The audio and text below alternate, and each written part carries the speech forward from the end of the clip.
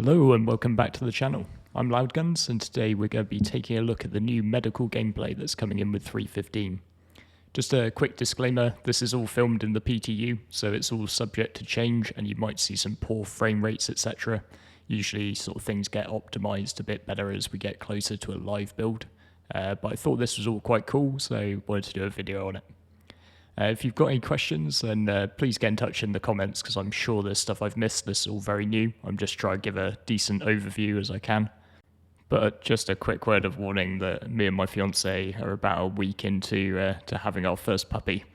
And while he is totally adorable, he is completely ruining my sleep pattern. So I might be a bit slower going back to people than usual.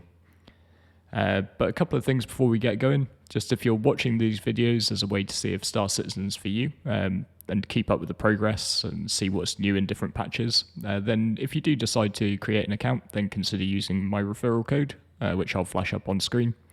But the general advice is just to make sure that you use somebody. So if you've got a friend who already plays, then use theirs.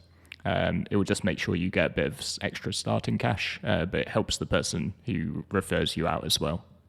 And also, I've thought for a while that Star Citizen is a game which really shines when you play with a group of other people.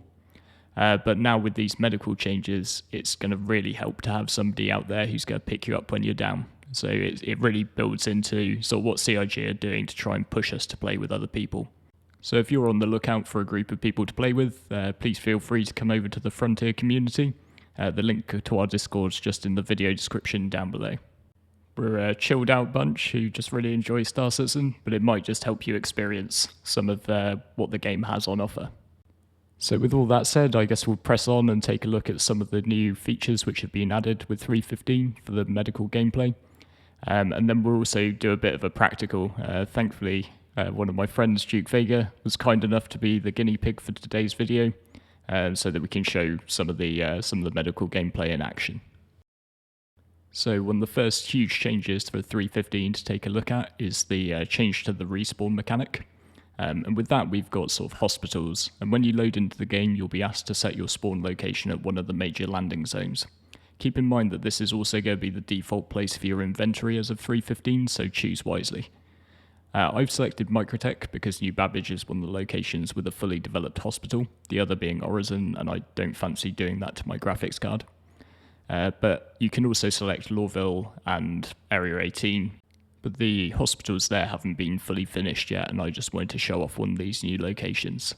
So when you load into the game, you'll wake up in your hab as normal, but at any time you can come to one of these hospitals and you can check yourself in.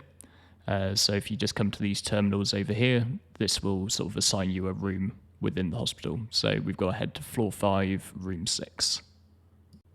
So once we've taken the elevator just up to the 5th floor, we want to go and find that room that's been assigned to us. And you'll notice that all of the other rooms are currently sort of locked, so you can't go into somebody else's, only into the one that's been assigned to you. And in here you'll find a doctor and a nurse, and you'll also find this medical bed. So if I just lie myself down into this, then it gives us a couple of options. So yeah, here's the PTU disclaimer. I'm pretty sure this is meant to be a lot smoother. But our first option is to look at medical care. So if I just click on that, it will give me a sort of update on my status, so no injuries detected as yet. I'm at 100% health. There's nothing really much to do with that when you're not hurt. But if I go back, I can go to regeneration, and that's basically explaining that this is currently where my imprint is stored. So I think they've updated the law fairly recently that we get cloned. They sort of went with the Eve line. But this is my current primary residence, and therefore where I'll respawn to should I die. So space stations have these clinics, which, while a little less grand than the planet-side counterparts, they have all of the same facilities. So we have the same patient check-in terminal, which we come to first. Thankfully, no elevators here. This is just going to send us straight to room 5. So once I find room 5, which thankfully isn't as hard as it is at the large hospitals, you'll see that I've got the same facilities that we had at that hospital, just without a doctor and a nurse to look after me. But it's okay because it's the future and the med bed does it all anyway. So if I just jump in here, the key thing that I want to show with this is that I'm able to reset my spawn location, which is really good to see because this is one of the things which worried me slightly about them implementing medical gameplay. Just that, am I going to have to get off a major landing zone every time I just happen to die, particularly when there are still bugs in the game and sometimes there's no choice but to sort of backspace your way out of them. So yeah, it was a bit of a relief for me to see that it's actually quite quick and simple. So medbeds aren't only for respawning, they're also sort of about treating injuries. And further on in the vid, we're going to look at the practical side of getting injured and healed, but let's just talk theory for a second. Rather than dying straight out now, you'll go into a down state from which you can be revived. But it's no longer as simple as just getting your health bar back to 100%. Even if you've got your HP back, you might have a lasting injury, which impacts your character's stamina, movement, etc. until fully healed. And healing occurs at sort of medical beds. So these are tiered in line with the injury you sustain. So tier 3 is the least serious, and tier 1 is the most serious. Tier 3 injuries can be healed at the tier 3 medical beds, like those that you find on a Drake Cutlass Red. Tier 2 injuries can be cured at the tier 2 beds, like the ones you find on the Carrick or the 890 Jump. And the worst tier 1 injuries can only be healed at the tier 1 beds that you find at the clinics and the hospitals. So the role of the medic in Star Citizen is to get the patient back on their feet if they're down, stabilised, and then to a medical bed that can remove any injuries that they might have. The complexity of it is actually quite impressive for tier 0 gameplay, and we seem to have options ranging from first aid all the way up to being an elite paramedic. And hopefully in future iterations with ships that offer tier 1 medbeds like the Endeavour or the Apollo, we'll see players being able to sort of run full medical operations. But a big part of being a medic is drugs, which you can buy from these pharmacy terminals. You find them at the hospitals and the clinics. So first we'll talk about what they are, and then we'll go on to how they can be delivered. So we'll start with Hemazole, so that's our basic med pen, the one that we had in previous iterations. And this will get downed players up, it will restore HP, and it will stop them bleeding. And most of the other drugs sort of treat the symptoms of injuries. So for example, Demoxitrin will help relieve muscle fatigue, which helps you sort of regain your movement speed, and masks weapon sway, so you might struggle to aim your gun if you've got a broken arm. Important though that these drugs only mask the symptoms, they don't cure it. Sterigin helps to get rid of stamina debuffs, so you might find that your character wheezes audibly and can't sort of run as fast for as long, so the Sterigin will help mask some of that. Roxafen seems like the really big painkiller, so this helps with movement issues, so sometimes when you take an injury you're sort of left clutching your side and limping. Give a patient Roxafen and they should be able to walk straight for a period of time, at least sort of helping you to get them back to the hospital. And finally, Resurgera is a really important one. So each time you give someone drugs, their blood drug level or BDL will increase, and beyond 100% this can be dangerous and ultimately kill someone. So Resurgera helps you recover from overdose and helps sort of reduce the impact that other drugs are having on your BDL. So you sort of take this one alongside other drugs. So now for the ways to get the drugs into the system. We were just looking at the pens you can equip with these drugs in them to manually apply them to yourself or to a patient. They work sort of just like the med pens, but the Paramed device is the top tier delivery system for now. So don't do what I did the first time around and assume that you need to buy all of the med pens to go into the Paramed device. The magical green goo that's in that med gun contains all of the drugs, and you can sort of choose which ones to administer. And a slightly lower tier option is the Lifeguard medical attachment, which fits on your Pyro multi-tool. So this doesn't give you the level of control that the Paramed device does, but on the other hand, sort of if you're maybe down in a cave and you've got your Pyro tool with you anyway, you might well just take this attachment along in case anybody gets into trouble. So with 315, the other big thing is inventory, and we have to think about what we're taking out. So do you want to dedicate an entire sort of sidearm slot to the Paramed device, or do you just want to carry the Lifeguard medical attachment to have another option on your multi-tool which you're carrying already? And in this window, you can also buy refills for the lifeguard and for the paramed. So, sorry, I'm probably going to call the paramed healing device the med gun from now on, because it's just a bit easier to say. So thanks to Duke Vega for coming out into space and agreeing to be this guinea pig. But if we open up the med gun, we can see sort of an overview of him. So over on the right, we've got 100% health. His limbs are all fine. His heart rate's normal. And the pill sign is his BDL level. You can also sort of zoom on the different sort of body parts to see them individually. And as a signed up medic, I probably should have agreed to do no harm, but this is all for education. So he signed a disclaimer. So I'm just going to pop one in his leg. And that's then dropped him down to 94% HP. But he hasn't sustained any injuries, so that's fine. So let's shoot him a little bit more. 1, 2.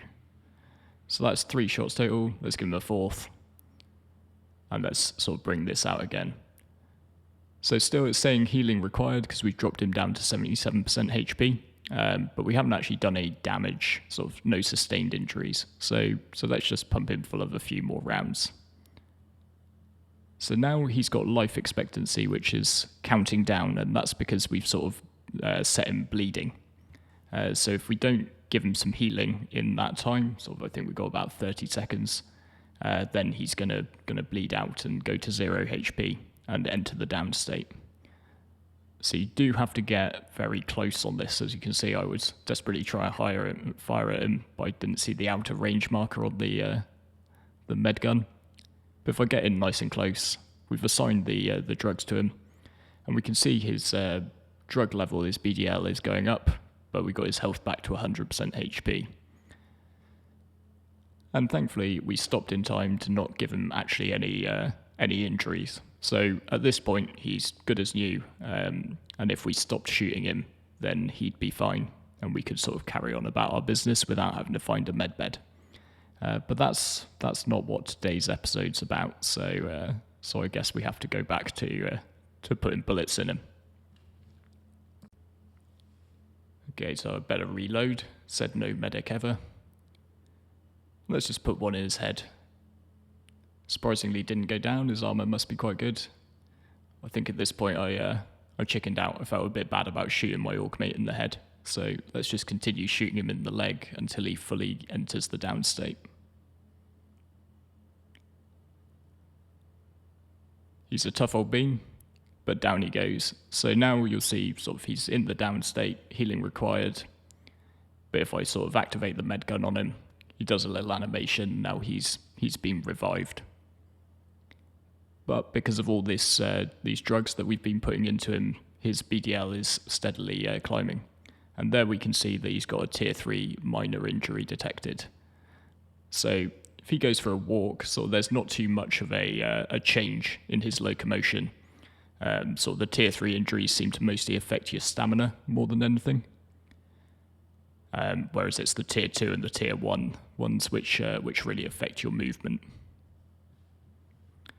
However, we are getting sort of a suggestion from the med gun that he might like some Demexitrin. So if I were to go to advanced mode, I could sort of just give him some Demexitrin at the moment.